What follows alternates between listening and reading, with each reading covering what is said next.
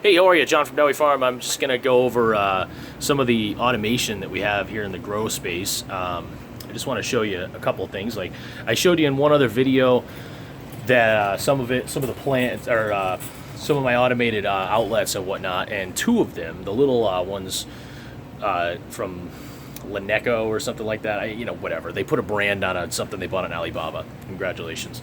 But they died. Like in 3 days, they died on me. The little ones.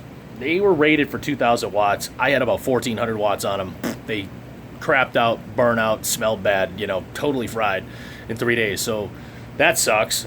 So I have problems here a lot of times kicking breakers because if I run too many lights at once, breaker will kick. And for a long time I was using the twisty, push down the little pegs timers like this. Let me show you exactly where did I put them. I don't remember. Oh, they're over here.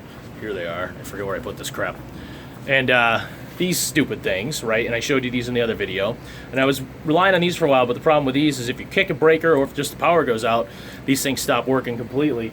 So they're junk, right? I mean, they're good for certain things like Christmas lights, I guess, if, it's not life or death. But like here, if I come here at night and water real quick, and then I come back the next day at midnight just to water, the lights have been out for 24 hours, that's bad, obviously.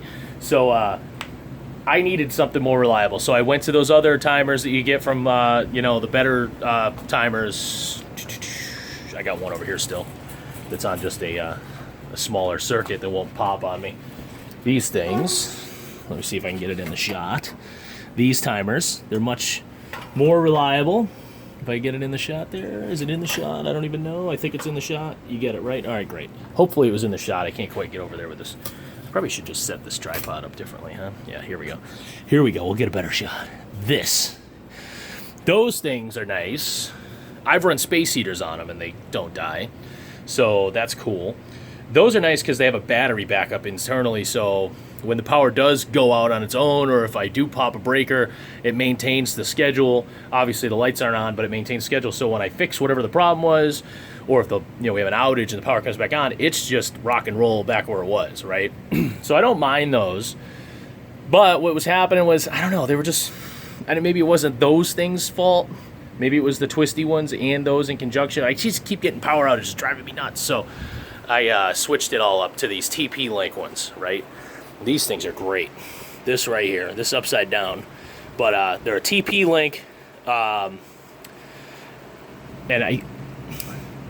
Wi-Fi outlet, and they are rated for 2,000 watts. And I got 3 of them now. I had one on my main system that I showed you in the other video that's down there in the corner with the orange thing sticking out of it.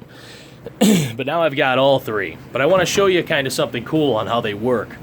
So I've got my other phone here. My trusty other phone. I got multiple phones because I'm I grow. Yeah, right. Not that. All right, so I'm going to set this tripod up a little bit here, and I just want to show you. Here's the app. It's called Casa, all right, and there it is.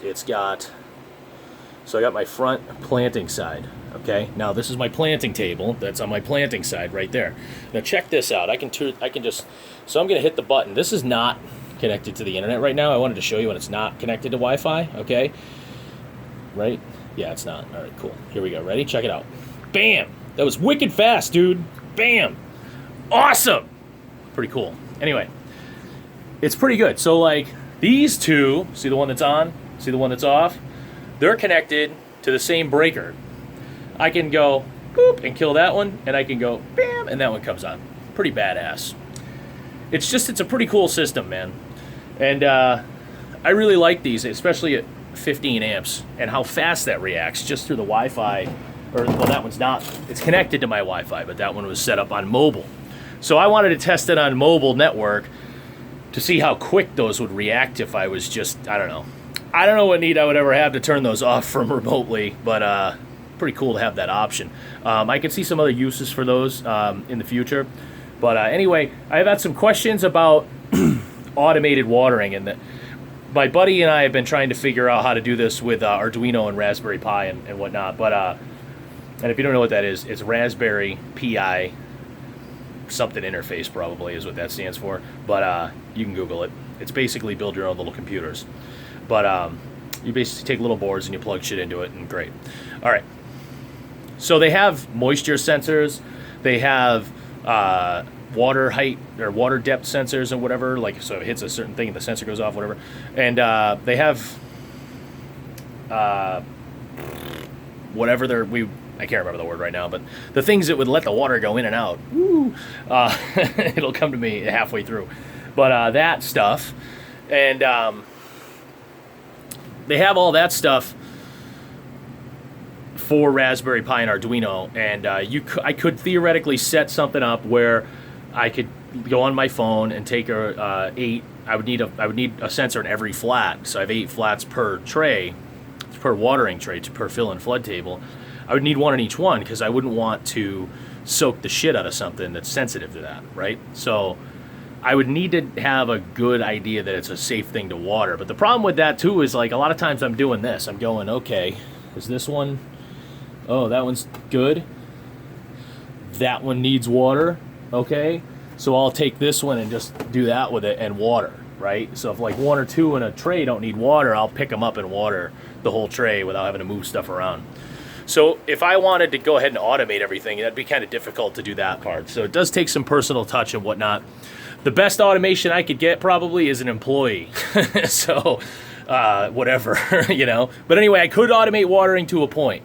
The problem I run into is the touch and the feel and whatnot, and the ability to go, okay, there's 3 of those flats in that out of those 8 that don't need water.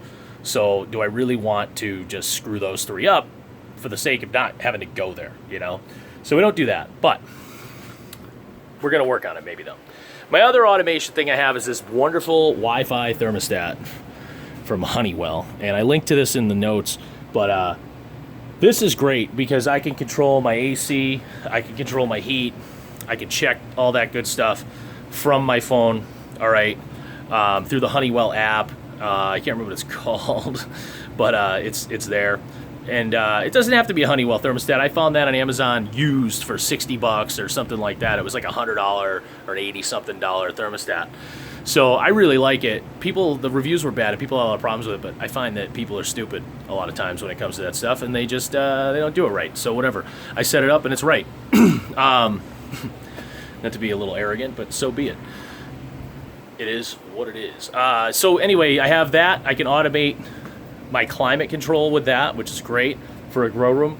And then the third thing I have that goes along with the climate control and all that good stuff, and for a while this worked in conjunction kind of with my dehumidifiers, is this little thing right here. This is a LaCrosse alerts sensor that has a little cord coming off it too, and I'll show you in a sec. But this thing tells me temperature and humidity level. I think that's it. Something else. Oh yeah, so give me room temperature and humidity level. I like my paneling, and that's cool. But it also charts for me automatically, so I can pull a chart for a long time with this thing of humidity and temperature, which is great because then if I have a problem, I can go and look at my charts and see where the temperature and the humidity level was, right? So I did that once in the summer. I had a little issue and I checked it, and I was, at nighttime it was getting a little cooler than I wanted, and it was a little more humid than I wanted. So I'll show you what I did about that in a second. But in here I have a ton of eggs, but I've got the cord that goes into my fridge. So it comes with a probe, and you got to put it somewhere, really. I mean, why wouldn't you? So I put it in the fridge. So now I always know if my fridge is on. I can always check and see where my fridge is. The other cool thing about that is you can set alerts. So because I have my thermostat automated, I can set an alert to tell me when it gets too cold or too hot in here. And I mean, the thermostat generally kind of does that anyway because you're setting a high and a low limit. But I can get an alert, like if something goes wacky or maybe the fridge turns off. A lot of times the fridge alert has told me that the power breaker tripped. So it's nice. It all kind of connects. And then I'll just connect to Wi-Fi in here on my mess on the ground. Anybody that works networking is probably freaking out right now, but it's right there. All right. And I have a second. You can add sensors onto that. I think you can add up to 3 to each one, something like that. And they're not that expensive. It was like $30-something bucks. And once again, reviews were bad. I found it to be very reliable. I'm going to throw one outside at some point just to catch my outdoor humidity and all that to coincide so you can see how I'm doing. Anyway, when I had humidity problems, I bought this bad boy. This is an Arctic King Walmart 90 pint dehumidifier. I think it's the biggest non-commercial dehumidifier you can get. I run that in conjunction with my other one that eventually I'm going to move one of these across the room, but whatever. And I had these on Wi-Fi plugs for a while, but then I just decided let them roll, you know, like just let them crank. So they're both on continuous, and they keep my humidity down pretty good in here. So they keep me down around 50, down to like 35 sometimes, depending on the outdoor humidity. The only other thing I could think to automate would be fans. My exhaust fan that I have in the window over there.